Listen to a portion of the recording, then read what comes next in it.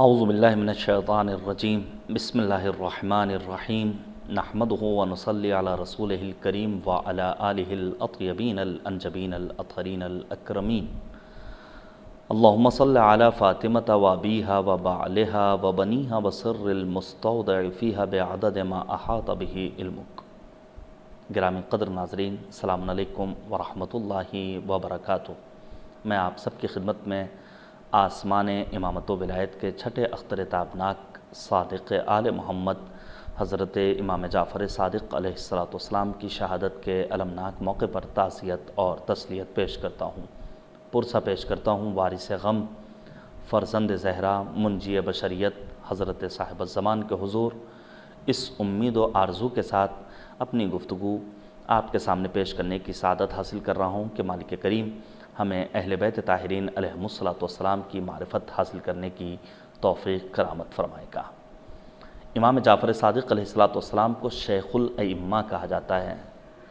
آپ کی ولادت باسعادت 17 ربیع الاول سن 83 ہجری اور جو شہادت کی تاریخ مورخین نے بیان کی ہے 15 شوال المکرم یا 25 شوال المکرم سن 148 ہجری۔ عمر مبارک آپ کی دیگر معصومین علیہم السلام کی نسبت زیادہ ہے۔ نبی اعظم 63 برس کی عمر پا کر اس دنیا سے رخصت ہوئے۔ امیر المؤمنین یعصوب الدین امام العارفین حضرت علی مرتضیٰ علیہ السلام کی عمر مبارک بھی 63 برس ہی تھی۔ امام الائمہ کہا جاتا ہے حضرت امام جعفر صادق علیہ السلام کو۔ 4 کے 4 مکاتب اہل سنت کے اوپر احسان ہے امام جعفر صادق علیہ السلام کا۔ وقت نہیں ہے، میں اپنے موضوع کے تحت گفتگو کرنے کا عادی ہوں، لیکن امام مالک کا وہ قول ضرور پیش کرنے کی سعادت حاصل کرنا چاہتا ہوں جس میں انہوں نے امام جعفر صادق علیہ السلام کی عظمتوں کو سلام کیا ہے۔ امام مالک کہتے ہیں ما رأت عین ولا سمعت اذن ولا خطر علی قلب بشر افضل من جعفر ابن محمد الصادق علما و شرفا فضلا و ورعا۔ نہ کسی آنکھ نے دیکھا، نہ کسی کان نے سنا، نہ کوئی انسان تصور کر سکا علم، فضیلت، شرافت، کرامت، تقوی و پرہیزگاری میں جعفر ابن محمد صادق علیہ السلام سے افضل و برتر۔ یقیناً اس ذات گرامی کے تعلیمات، بالخصوص ان کے ارشادات و فرمودات کی روشنی میں آداب معاشرت کو جاننا ہماری اور آپ کی ذمہ داری ہے۔ میں گزارش کروں گا اپنے محترم ناظرین سے اور سننے والے جوان دوستوں سے، ضرور جا کر کے مطالعہ کریں تمام ائمہ اطہار علیہم السلام کے مکتوبات کا، بالخصوص نہج البلاغہ میں جو امیر المؤمنین کے مکتوبات ہیں، خطوط ہیں، ان کا مطالعہ کریں۔ دیگر معصومین علیہم السلام کے خطوط کو پڑھیں، خاص طور سے امام جعفر صادق علیہ السلام کے خطوط کا مطالعہ کریں۔ آپ جانتے ہیں 2 لفظیں ہیں، ایک حدیث، دوسرے خطوط یا خط۔ حدیث دوسروں سے ہم تک پہنچتی ہے، لیکن خط براہ راست معصوم کے قلم سے دوسرے چاہنے والے تک پہنچتا ہے۔ امام جعفر صادق علیہ السلام نے اپنے چاہنے والے کو خط لکھا ہے، یعنی امام عالی مقام براہ راست اپنے مطالب اپنے چاہنے والے تک منتقل کر رہے ہیں۔ امام اس کو مخاطب قرار دے کر کے کہتے ہیں کہ اگر تم سعادت چاہتے ہو، اگر تم عاقبت بخیر ہونا چاہتے ہو تو 3 چیزیں تمہارے لیے ضروری ہیں۔ پہلی چیز، پروردگار عالم کی، خداوند سبحان کی دی ہوئی نعمتوں کو اللہ کی معصیت میں خرچ نہ کرو۔ میرے عزیز دوستو، یہ ہاتھ اللہ کی دی ہوئی نعمت ہے، یہ آنکھ اللہ کی دی ہوئی نعمت ہے، یہ زبان اللہ کی دی ہوئی نعمت ہے، یہ کان اللہ کی دی ہوئی عظیم نعمت ہے۔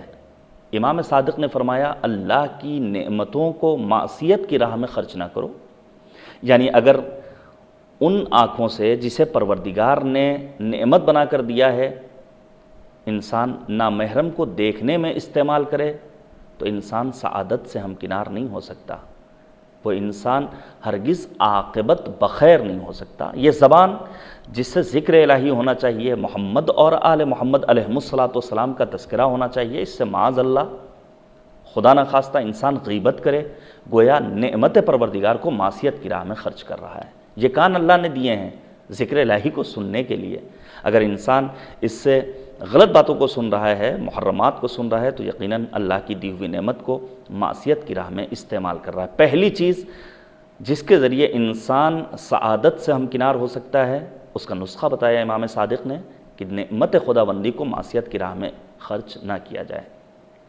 دوسری چیز، پروردگار کے حلم کے سبب انسان مغرور نہ ہو جائے۔ مالک حلیم ہے، اللہ کے منتخب بندے حلیم تھے۔ پڑھیے آپ جناب ابراہیم کے سلسلے میں کیا ارشاد فرمایا، انہو حلیم اواب۔ پڑھیے آپ دعائے جوشن کبیر کو، پروردگار عالم کی ایک عظیم صفت حلم ہے۔ بس اوقات جوان چونکہ مالک کو دیکھتا ہے کہ حلیم ہے، ستار العیوب ہے، گناہوں سے چشم پوشی کرنے والا ہے، مغرور ہو جاتا ہے، پھر گناہوں پر گناہ انجام دیتا ہے۔ اگر انسان مالک کے ستار العیوب ہونے پر یقین کامل رکھتا ہے تو اسے بھروسہ رکھنا چاہیے پروردگار قہار ہے، پروردگار غضبناک ہو سکتا ہے۔ کہ اللہ کا لطف و کرم، یہ مالک کی عنایت کہ اس نے ہمارے گناہوں سے چشم پوشی کر رکھی ہے۔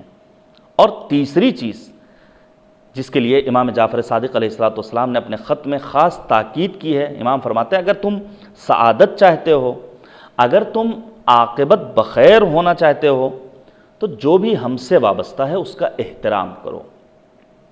شاعر در اہل بیت، خطیب اہل بیت، ممبر پر آنے والے افراد، دینی محافل و مجالس کا انتظام کرنے والے افراد، در اہل بیت اطہار علیہم الصلاۃ پر نوکری کرنے والے لوگ، ان کا احترام ضروری ہے۔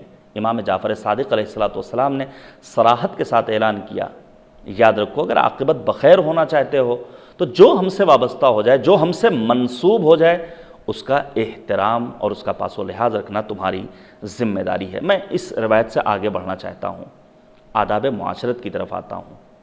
یقیناً جب انسان زندگی گزار رہا ہوتا ہے تو پہلا حق کریم پروردگار کا ہوتا ہے، بغیر بندگی پروردگار کے، بغیر مالک کی بارگاہ میں خضوع و خشوع کے انسان رضا پروردگار کو حاصل نہیں کر سکتا ہے۔ جب کبھی آداب معاشرت کی بات آتی ہے تو سب سے پہلے تذکرہ ہوتا ہے ماں اور باپ کا۔ ہمیں اپنے والدین کا احترام کرنا ہے، ہمیں اپنے ماں باپ کا پاس و لحاظ رکھنا ہے، ان کے حق میں دعا کرنی ہے۔ اگر ماں باپ کی صحیح اسلامی دینی تربیت نہ ہوتی تو ہمارا وجود نہ ہوتا۔ یہ آج جو ہم تذکرہ اہل بیت اطہار کر رہے ہیں یا ان معصوم ہستیوں کا تذکرہ سن رہے ہیں، یہ ماں باپ کی پاکیزہ تربیت کا ہی نمونہ ہے۔ ایک شخص ہے، آتا ہے پیغمبر اعظم خاتم النبیین سید المرسلین حضرت محمد مصطفیٰ صلی اللہ علیہ وآلہ وسلم کے پاس۔ آنے کے بعد نبی اعظم سے کہتا ہے ماں باپ کے کیا حقوق ہیں، ماں باپ کی کیا فضیلت ہے۔ نبی اعظم نے بڑا قیمتی جملہ کہا، پیغمبر کہتے ہیں ماں باپ تمہارے لیے جنت بھی ہیں اور یہی ماں باپ تمہارے لیے دوزخ بھی ہیں۔ اسے حیرت ہوئی، پیغمبر نے وضاحت کی، یاد رکھو اگر تم نے اپنے ماں باپ کے حقوق ادا کیے تو تم راہی جنت ہو جاؤ گے، لیکن اگر تم نے اپنے ماں باپ کے حقوق کو پامال کیا تو یہی ماں باپ، ان کی بد دعائیں تمہیں واصل جہنم کر دیں گی۔ اور یہ ہے روایات میں، اگر ماں باپ اپنے بچوں کے حق میں خدا نخواستہ نفرین کر دیں، بد دعا کر دیں، تو امام معصوم نے فرمایا کہ اس سبب نسل انسانی منقطع ہو جاتی ہے۔ میں بزرگوں سے گزارش کروں گا اپنے بچوں کو اپنی پاکیزہ دعاؤں میں ضرور یاد رکھیے۔ آنے والا آتا ہے امام جعفر صادق علیہ السلام کی خدمت میں، درس میں شرکت کرتا ہے۔ امام کو خبر ہے اس نے اپنی ماں کا دل دکھایا ہے۔ امام جعفر صادق کہتے ہیں پہلے جاؤ اپنی ماں کی رضایت حاصل کرو، پھر ہمارے درس میں آ کر شریک ہونا۔ یعنی ماں باپ کا دل دکھانے والا انسان امام جعفر صادق کا حقیقی شیعہ نہیں ہو سکتا ہے۔ بہت اچھی بات کہی تھی آیت اللہ بہاؤالدینی رضوان اللہ تعالیٰ علیہ نے، انہوں نے کہا جب میں کسی انسان کو ترقی کرتے ہوئے دیکھتا ہوں یا کسی انسان کو تنزلی میں دھستا ہوا دیکھتا ہوں، تنزلی کا شکار ہوتا ہوا دیکھتا ہوں، تو سمجھ جاتا ہوں اس کے ماں باپ کی دعائیں یا بد دعائیں اس کے شامل حال ہوئی ہیں۔ اگر ترقی کر رہا ہے گویا ماں باپ کی دعائیں اس کو مل رہی ہیں، اگر تنزلی میں گرفتار ہو رہا ہے، تنزلی کا شکار ہو رہا ہے، تو ماں باپ کی بد دعائیں اسے مل رہی ہیں۔ ماں باپ کے بعد ایک عظیم مرتبہ ہے دوست کا۔ کبھی اللہ نے توفیق دی تو بیان کروں گا کہ امیر المؤمنین امیر بیان و سخن حضرت علی مرتضیٰ علیہ السلام کے ارشادات و فرمودات کی روشنی میں دوست کا انتخاب کیسا ہونا چاہیے۔ آج جوان دوستیوں پر ناز کرتا ہے، لیکن آپ کو معلوم ہے ہم نے دنیا میں مشاہدہ کیا ہے انہی دوستوں کو سب سے زیادہ لعنت کا طوق پہنایا جاتا ہے۔ قرآن نے بھی اعلان کیا جب لوگ جہنم میں پہنچیں گے تو وہاں جانے کے بعد یہ آرزو کریں گے اور اپنا حرف دل بیان کریں گے، یا ویلتا لیتنی لم اتخذ فلانا خلیلا، کاش ہم نے فلاں انسان کو اپنا دوست نہ بنایا ہوتا۔ تو دوستی کا میراث، دوستی کا معیار اور دوستی کا میزان جاننا بہت زیادہ ضروری ہے۔ آتا ہے ایک شخص امام جعفر صادق علیہ السلام کی خدمت میں اور آنے کے بعد کہتا ہے، مولا ایک دوست کا دوسرے دوست پر کیا حق ہے؟ روایت کہتی ہے امام جعفر صادق علیہ السلام نے 30 حقوق بیان کیے ہیں، اور ان 30 حقوق میں سے ایک اہم حق جس کی جانب رہنمائی کی ہے امام صادق علیہ السلام نے، وہ یہ کہ انسان جو اپنے لیے پسند کرے وہی اپنے دوست کے لیے پسند کرے۔ اور یہ امیر المؤمنین کی بھی وصیت تھی امام حسن مجتبیٰ کے نام کی، جو اپنے لیے پسند کرو وہی دوسروں کے لیے بھی پسند کرو۔ کسی نے جناب عیسیٰ علیہ السلام سے سوال کیا کہ دوستی کس سے کی جائے؟ اس موقع پر جناب عیسیٰ نے یہی ارشاد فرمایا کہ جس انسان کے اندر 3 صفات موجود ہوں اس سے انسان کو دوستی کرنی چاہیے۔ ایسے انسان سے دوستی کی جائے جسے دیکھتے ہی خدا یاد آ جائے۔ آج دوستیوں کا معیار کیا ہے؟ یہ ایک تلخ حقیقت ہے۔ اچھی خاصی زندگی گزارنے والا جوان اپنے دوست کی دوستی کے سبب دین سے دور ہو رہا ہے، غفلت کا شکار ہو رہا ہے، نتیجے میں اپنی عاقبت برباد کر رہا ہے۔ پہلا معیار کیا ہے؟ ایسے سے دوستی کی جائے جسے دیکھ کر خدا کی یاد آئے۔ دوسری چیز اور دوسری صفت جس کی جانب جناب عیسیٰ نے رہنمائی کی وہ یہ، اس انسان سے دوستی کی جائے، اس انسان سے دوستی کے لیے ہاتھ بڑھایا جائے کہ جب وہ بولے تو دوست کے علم میں اضافہ ہو، یعنی اس کی بات بیہودہ نہ ہو، لغویات پر مشتمل نہ ہو، بلکہ علم میں اضافے کا سبب قرار پائے۔ اور تیسری صفت، اس انسان سے دوستی کی جائے جسے دیکھنے کے بعد آخرت کی یاد آ جائے۔ ہمیں اور آپ کو مالک کی بارگاہ میں آج نہیں تو کل جانا ہے۔ امام جعفر صادق علیہ السلام نے آداب معاشرت کے باب میں بہت ساری باتیں بیان فرمائی ہیں جو قابل غور ہیں۔ امام ہم جوانوں کو کیسا دیکھنا چاہتے تھے؟ کیا یوں ہی ہمارا وقت صرف ہو جائے پب جی کھیلنے میں؟ کیا ہمارا وقت یوں ہی صرف ہو جائے ادھر ادھر کی باتوں میں، چیٹنگ میں، سوشل میڈیا پر اپنا وقت ہم ضائع کرتے رہیں؟ نہیں، امام جعفر صادق علیہ السلام فرماتے ہیں میں یہ چاہتا ہوں کہ جب ایک جوان سو کر اٹھے تو یا تو علم کی راہ میں اپنا قدم اٹھائے، یا پھر انسان دوسروں کے علم علم کی راہیں ہموار کرے۔ آج جوانوں کو جس چیز سے مقابلہ کرنا ہے اور کرنا پڑ رہا ہے وہ 2 چیزیں ہیں۔ ایک طرف دشمنوں کی وہ یلغار شبہات کی آڑ میں، جس کا ہم روزانہ مشاہدہ کرتے ہیں، اشرف جلالی نامی خبیث ترین انسان نے جو اس روئے زمین پر ہے، صدیقہ طاہرہ، بی بی دو عالم، شہزادی کونین، ام الائمہ، ام ابیہا، حضرت فاطمہ الزہرا سلام اللہ علیہا کی شان میں جسارت کی۔ میں صرف اتنا کہنا چاہتا ہوں، وقت آئے گا تو اس کا جواب جیسے تمام علماء دے رہے ہیں یہ ناچیز طالب علم بھی دے گا، لیکن صرف اتنا کہنا چاہتا ہوں، خطبہ فدق کو کیا تم نے نہیں پڑھا؟ کیا تم نے اپنے بزرگوں کے ارشادات و فرمودات صدیقہ طاہرہ کے بارے میں نہیں پڑھا؟ کیا تم نے آلوسی کے بیان کو نہیں پڑھا؟ کیا تم نے ڈاکٹر عبد المنعم جیسے اپنے متفکر کی بات نہیں سنی جو یہ کہتا ہے خطبہ فدق کو سننے کے بعد بے نور فاطمہ اہتدیتو؟ ایک خطبہ فدق کو سن کر عام خطیب کی زبانی وہ انسان شیعہ ہو جاتا ہے، عاشق فاطمہ الزہرا سلام اللہ علیہا ہو جاتا ہے۔ فاطمہ صادقہ نہیں ہے، صدیقہ ہیں۔ صادقہ اور صدیقہ میں فرق ہے۔ جو انسان صرف زبانی حد تک سچ بولے اسے صادقہ کہا جاتا ہے، لیکن جس کا ظاہر و باطن، رفتار و گفتار، عمل و نیت، فکر، سب کچھ الہی ہو اسے صدیقہ کہا جاتا ہے۔ ہمارا تحفہ سلام پہنچے بارگاہ عصمت کبریٰ میں۔ تو ایک طرف جوانوں کو شبہات کا مقابلہ کرنا ہے، شبہات کے موقع پر ڈرنا نہیں ہے، گھبرانا نہیں ہے، بلکہ میں گزارش کروں گا ہر جوان کسی ایک مولوی کا، کسی ایک عالم دین کا ہاتھ تھام لے تاکہ وہ اپنے مسائل کا حل دریافت کر سکے۔ دوسری طرف کچھ ایسی ویب سائٹس کہ جس کے ذریعے غیر اخلاقی فلموں کو، غیر اخلاقی پروگرامز کو پیش کیا جاتا ہے تاکہ جوانوں کو راہ دین سے دور کیا جائے۔ امام جعفر صادق علیہ السلام کے پاس ایک شخص آتا ہے، جوان ہے، کہتا ہے میں خدا کا منکر ہوں۔ امام نے فوراً اسے یہ کہہ کر اپنی بزم سے دور نہیں کر دیا کہ وائے ہو تم پر، تم کافر ہو، فلاں ہو، نہیں، بلکہ امام نے اس سے مکالمہ کیا ہے۔ دلیل کیا ہے؟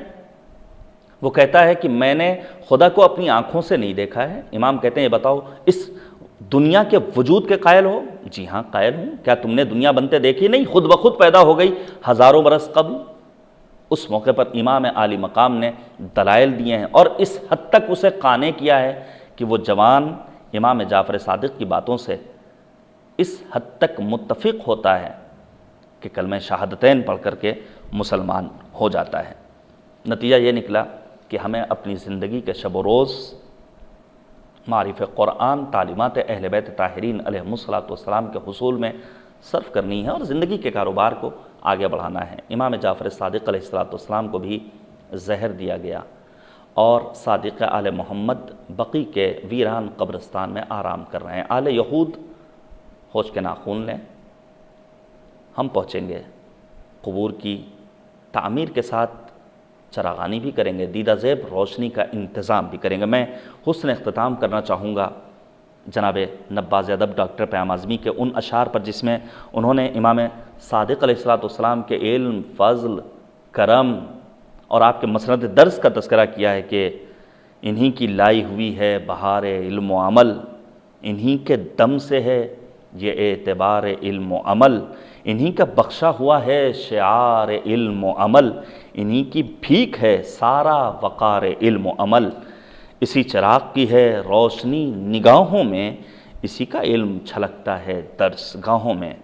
پھر وہ کہتے ہیں ہوائے ظلم سے لو صبح کی بجھائی گئی، بنام علم ہوس کی دکان سجائی گئی، جہالتوں کو قبا علم کی پہنائی گئی، مقابلے کے لیے فوج جہل لائی گئی، اٹھے امام تو پردے نظر سے ہٹنے لگے، بنے تھے مفتی اعظم جو سر پٹکنے لگے۔